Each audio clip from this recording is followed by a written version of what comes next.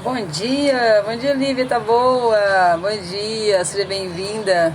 Vamos lá, começando o Thanks God Everyday de hoje, nessa sexta-feira, fechando essa semana maravilhosa, né? Então vamos lá, 1 Coríntios 13, versículo 11 e seguintes. Vamos começar aqui enquanto o pessoal chega. Quando eu era criança, falava como criança, entendia como criança, pensava como criança. Mas quando me tornei homem, eu coloquei de lado as coisas infantis. Porque agora vemos através de um espelho sombriamente. Mas então, face a face, agora eu conheço em parte. Mas então conhecerei como também eu sou conhecido. E agora permanecem a fé, a esperança e a caridade. Entre estes três, mas o maior é a caridade. Ou seja, o maior é o amor, né? Essa semana a gente falou sobre essa questão da nossa infantilidade, de como que muitas vezes nós agimos pensando que somos adultos, mas no trato conosco mesmo, com nossas emoções, no trato com as pessoas, nós nos mostramos infantis. Bom dia, João. Interessante essa questão de ser infantil, né? Porque a última coisa que nós pensamos, nós como adultos, a última coisa que nós pensamos é que nós somos infantis. Mas muitas vezes nós somos, né? Nós somos em relação a nós mesmos, a nossos relacionamentos, as nossas emoções, as pessoas que estão próximas de nós, nós agimos como se fôssemos crianças, né? Então o chamado para essa semana é um chamado à maturidade. É chamar para ser gente grande de verdade. E muitas vezes quando nós começamos essa caminhada, aí nós conseguimos perceber como que os outros estão infantis.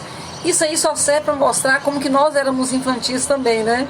Então quando nós começamos a avançar nessa maturidade, e aí nós percebemos como os outros estão infantis, aí você pode dar uma risadinha dentro de você e falar, puxa vida, eu era muito infantil, eu era tão infantil que eu não percebia a minha infantilidade, porque eu achava como normal, né?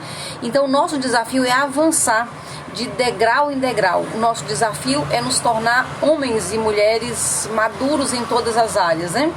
E isso passa por tudo isso que nós estamos falando aqui esses dias, né? Esse tempo, né? Esse ano, na verdade. Eu estava olhando outro dia, nós temos já quase um ano, né? Que nós estamos aqui todos os dias, de segunda a sexta-feira, no Thanks God Everyday. E qual o objetivo disso? O objetivo disso é nós questionarmos, né?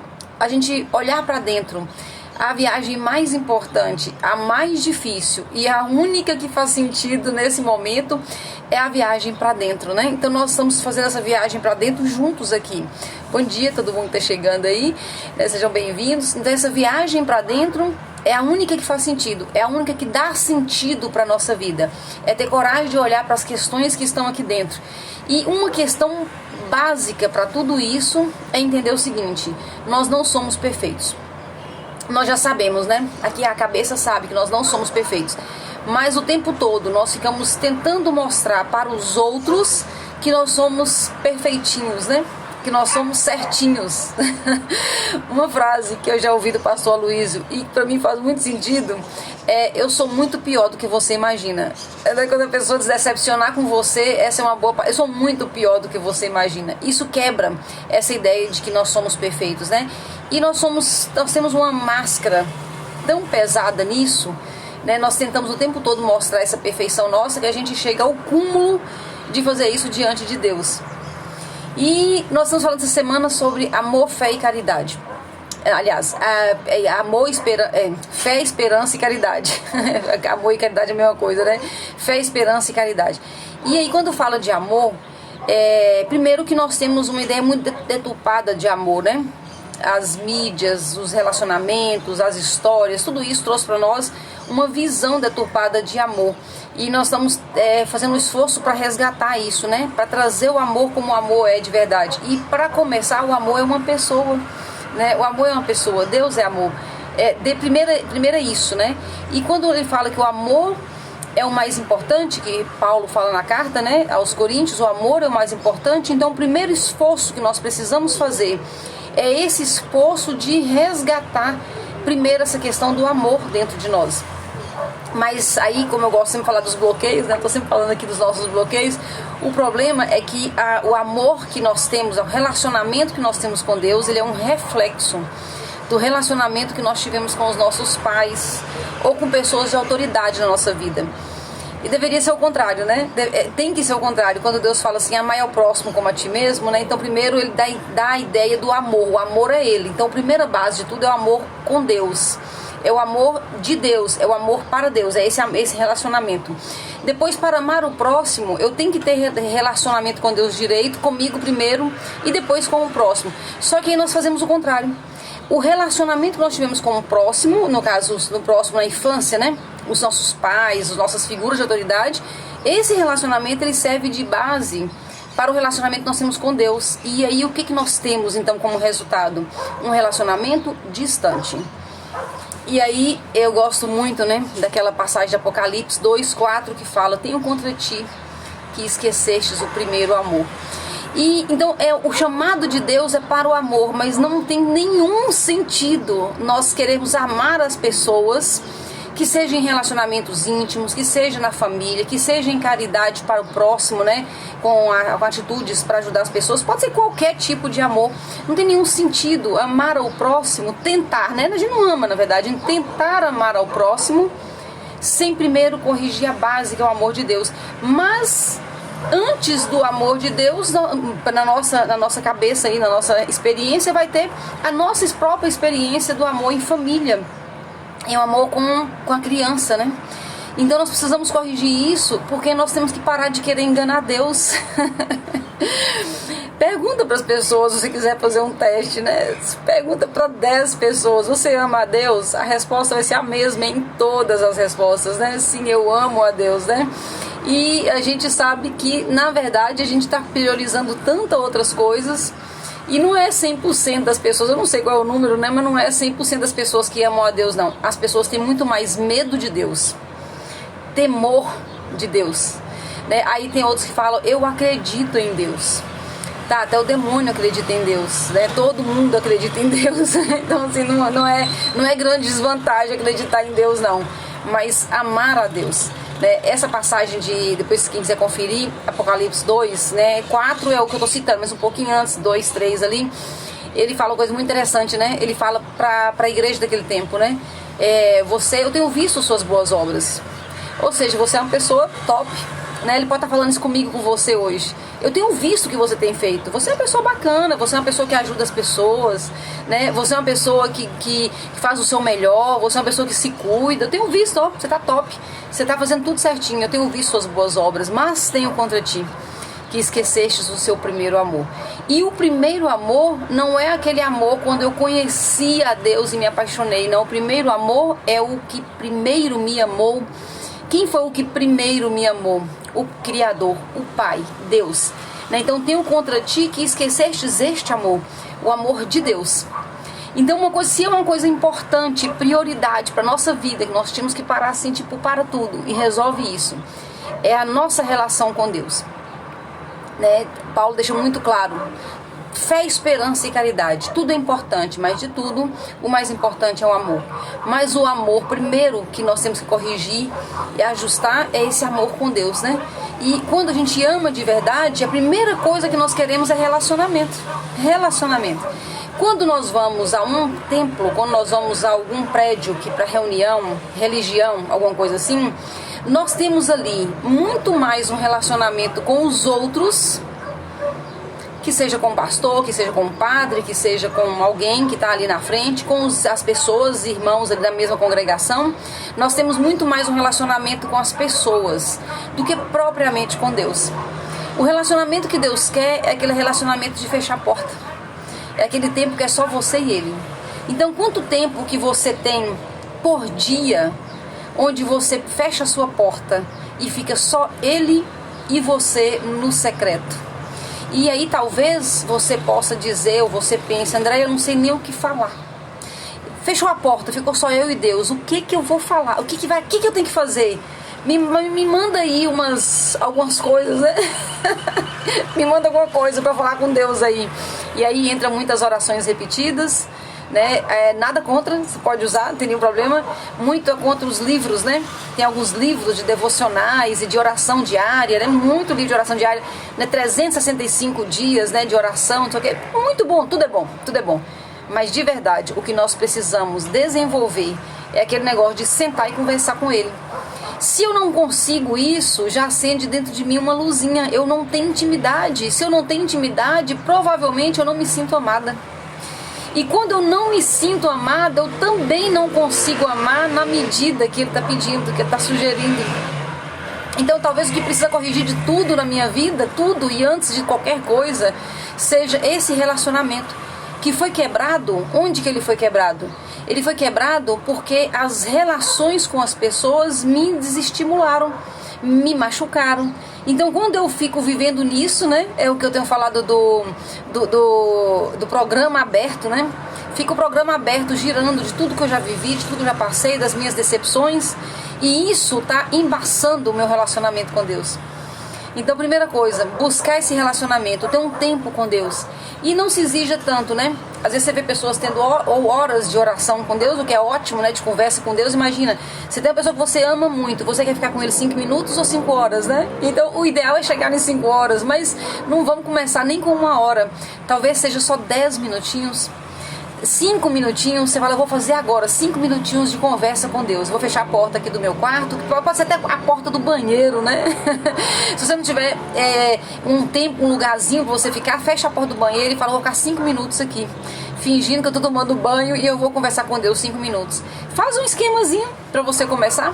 Põe uns assuntos, né? Quais são os assuntos que você gostaria de colocar em dia com Deus? São as coisas que estão difíceis ou as coisas que estão fáceis? São as bênçãos que você está recebendo? Você não sabe o que fazer para esse próximo ano aí? Comece a colocar 5 minutinhos só.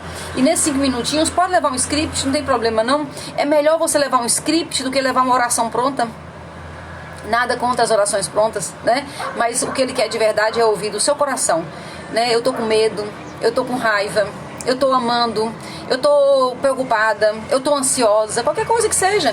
Na verdade, você vai falar o que Ele já sabe. Então, se eu tô aqui me matando por dentro, angustiada por dentro, e chego lá e vou nos meus 5 minutinhos e falo, ó Deus maravilhoso, eu sei que o Senhor tudo pode. Ó a distância disso, gente. Ó a distância disso. Deus olha pra você e fala...